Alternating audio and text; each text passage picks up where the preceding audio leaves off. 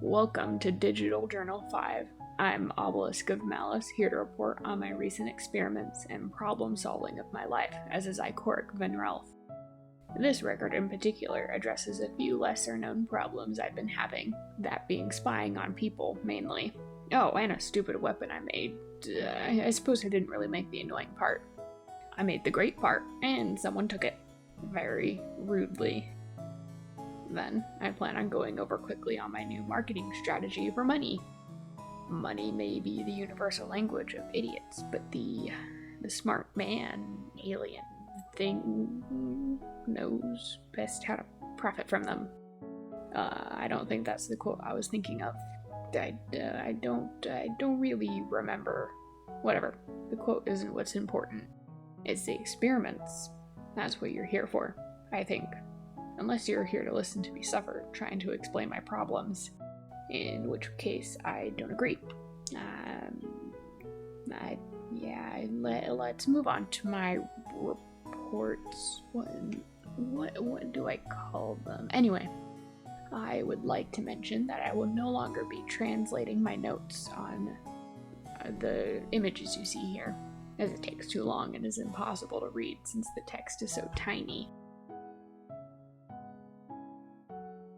As a particularly well-known black market connoisseur, it's often my job within the community to have a good grasp on the other members of our little underground society. To my immense frustration, planting spies within their organizations is more difficult than I had originally planned. As a solution to my problem, I present to you Experiment S-397-GE, the forgettable superweapon. What's better than a spy that doesn't even know they're spying? Nothing, dear listener. Nothing. Now.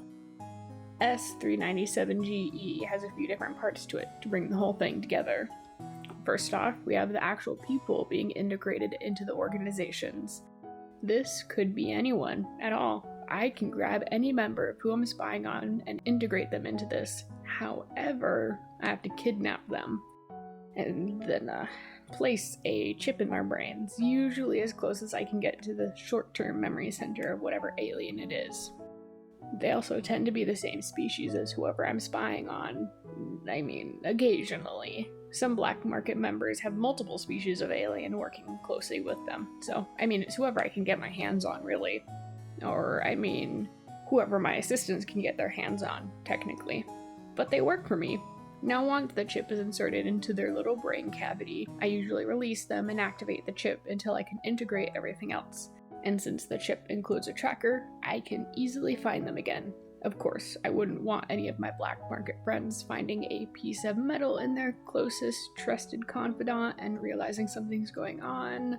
So until I can integrate the rest of my system, the tracker is also made to make the person incredibly ill and bedridden for at least a couple weeks, long enough to take care of everything else.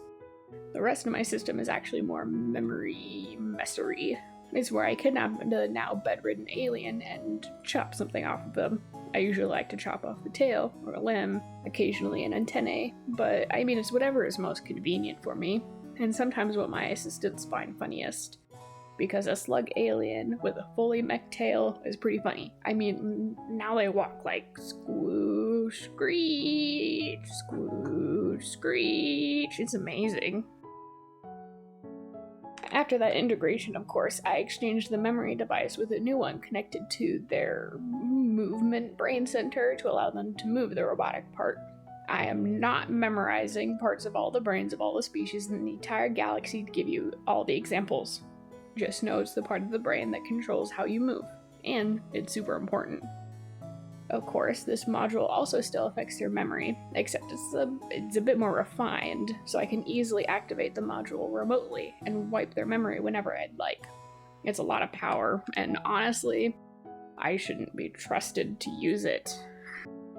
Anyway, with these modules, I can still make them ill when I'd like, and kidnap them to get the answers I'd like.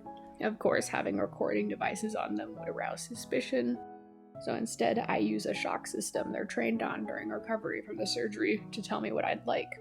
So I suppose not everyone is eligible, just those susceptible to shock therapy.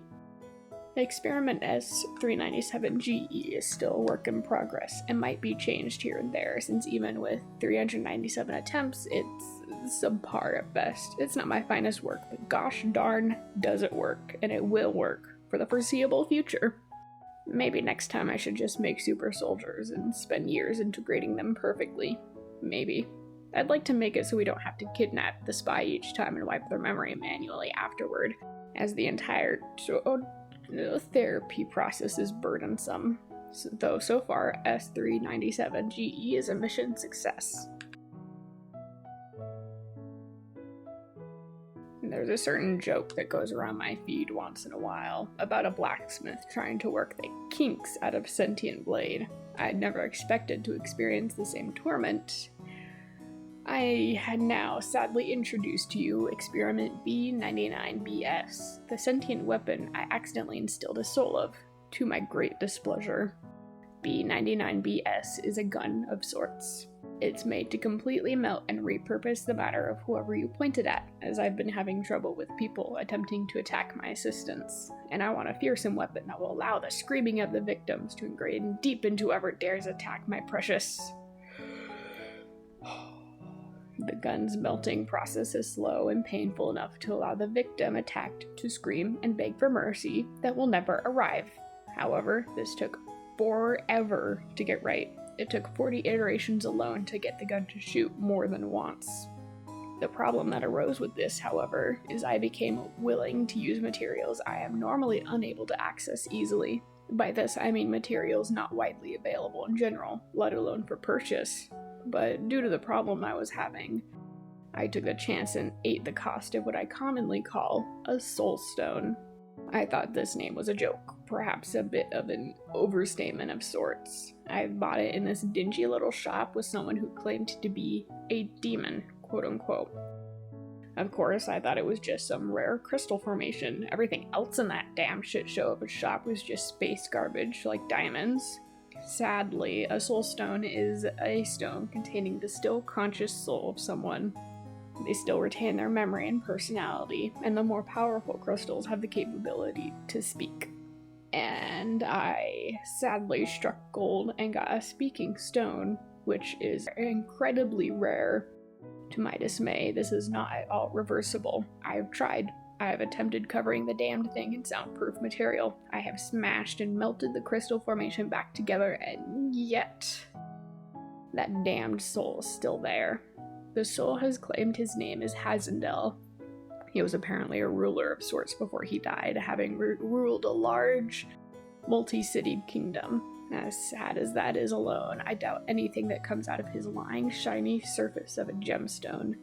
Hazendel claims that he went through a specific burial process on his home planet after his death, including the crystal that he is now contained with. He then woke up trapped in the crystal, having been abandoned at the end of his burial. I highly doubt this, because what he claims is his home planet is rudimentary at most, and primitive at least. I have already checked with scans and an in-depth examination. I found no other crystals matching his. While it is possible that the crystal somehow changed upon receiving a soul, I have found no other stones like that, and if they were included in a common burial practice, even for rulers, that species is not long-lived, and should have at least had a few hundred rulers by now. Considering the time period the shopkeeper claimed to have received Hazendel the asshole. I've explained enough about this. Onto my problem. Hazendel has no concept of privacy, or the concept of no. I do not enjoy being flirted with while I work, especially when comments are made about my face. How does he see me? How does a different species attracted to me? I don't understand. I've told him to stop, and I am now forced to resort to soundproof earbuds whilst I work with my prototype.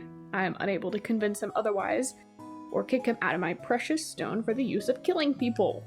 Plus, Hazendel won't shut up. I intend for these weapons to be hidden on the person of my assistants, so they may take them out for self-defense when necessary. If said gun is constantly talking, that's not sustainable. But not to worry, I have found a solution, and it is glorious. Absolutely divine. I have figured out that if you keep the stone within a magnetic field powerful enough, the soul inside the stone is unable to speak. Hazendil says that's because it feels like they're being torn apart, but he shouldn't be such an ass if he didn't want this to happen. A wonderful side effect of this is that the accuracy of the gun is improved significantly. Through testing, even if the assistant points it just off the edge of the target, the shot will curve to hit the target perfectly. I mean, as long as it's living. It's amazing. The only problem now is that the number of these crystals available is minimal, and I'll be unable to make very many of these guns for the time being, but I'm working on a technological imitation. I'm not sure when I'll be done, but I will do my best to update you when I'm ready with an improved design. This is Experiment B99BS, a mission success. I, Obelisk of Malice, am a master of trade and commerce, and here I present my perfect plan for success, developed through forced interviews of several black market goers. Experiment I-438TT is my process of interviewing the people brought to me during my celebrations, for the sake of piecing together the greatest business plan the galaxy has ever seen. But to understand this business strategy, you must understand how I came about to decide upon it. During my masquerades and balls, my black market friends tend to bring me gifts. Sometimes those gifts are materials or fun inventions from other people, but my favorite is when they bring me people. They usually bring me people with strange genetic differences, or perhaps a rare species I'd have trouble finding on my own. I take all these gifts and put them in temporary stasis until I can get around to using them in some sort of experiment. The fun thing is that oftentimes these aliens pissed off my friends in some way, being that from a certain region of space, or giving them a bad deal, or messing up something they're working on. Through all of the masquerades I've held, I've gathered upwards of 400 business aliens I've not had use for in the multitude of experiments I run.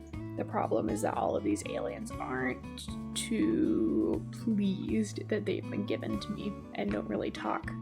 It's quite rude if I'm being honest. So I've realized that if I get a bit of information from each of them and tie it all together, I could create the greatest business plan this galaxy has ever seen. But to do that, I pretend like I'll release the aliens if they give me some advice while hooked up to a device that tells me if they lie, based on their brain. It mainly tells me when they're working with the fiction part of their brain too much, and then I can tell they're lying and toss them in for the carnivorous plants. The others, if they tell me the truth, I'll just toss them onto one of the nearby planets, which just so happens to be inhabited by tons of predators. They all have very competitive ecosystems. And it's kind of strange, but I've never seen any of those business aliens ever again. Oh. Anyway, my plan is thus.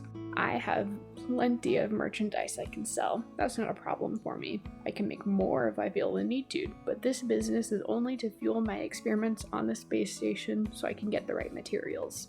The problem is that a lot of the merchandise I tend to sell is very destructive. I have very limited need for anything with killing power on the station, so I have no problem selling it off to anyone who'd buy it. The thing is that I don't make my weapons to not fail, and they often need very little upkeep. So if someone buys it once, they won't ever come back to me. That is, unless I build what is called a brand. I don't have that right now. It takes time to build up such a reputation, but if I can manage to build up a proper brand, that means people would want to buy anything I make, as if it's expensive and cool, I suppose. I'll be working on coming out with a few more weapons to build up this brand and see if any of my friends are willing to stock my weapons for sale. Second, I learned what is called a subscription service. You buy the thing and pay monthly to continue using it. It's a horrible concept, very evil, but it does mean that I'd have proper steady income supply. However, I plan to go about this subscription a bit differently. Instead of having it where you need to pay to unlock the weapon or whatever, I will only sell weapons that need a certain supply of material to actually use the weapon, such as bullets as a rudimentary example. Though to keep people from ripping off my supplies for the weapons, I have a plan. With the brand, it would automatically keep people with pride from buying off-brand supplies. But until I can do that, I can install a system in the weapons to accept only a certain signature type of supply. Though to properly go about that is a whole experiment in itself. I've already begun to carry out this plan, signing a few contracts with some of my friends to supply with them weapons, and my friends will pay me to do so. We would then split the profits, and I have a constant place on their store shelves. As this hasn't gone on for very long, I'm unable to say if it's actually a mission success. But I'm optimistic. I'm sure experiment I-438TT will turn out to make a profit from my experiments on the station. This round of experiments have so far been about improving my business and standing in the black market. I mean, aside from he who shall not be mentioned. I've quite enjoyed carrying these experiments out, as I feel I've learned quite a lot, such as one of my friends from the black market sings while they clean. These experiments, of course, are all more long-term. They require refinement, and I'm fully aware of that. They will most likely reappear in the future when I've improved the concepts and my execution of them. However, that doesn't mean I won't make use of these improvements until then, particularly the spies. They're still my favorite from this round. I'm very excited to learn about my very best friends from the market. There will be no masquerade after this round, mainly as I'm a bit too busy with transitioning a few assistants to carry out their own experiments on the station. I also have to take a trip to a few of my friends to negotiate some contracts. Thank you all for listening. I hope you have a wonderful day, and I'll see you on the next record. Obelisk of Malice, out.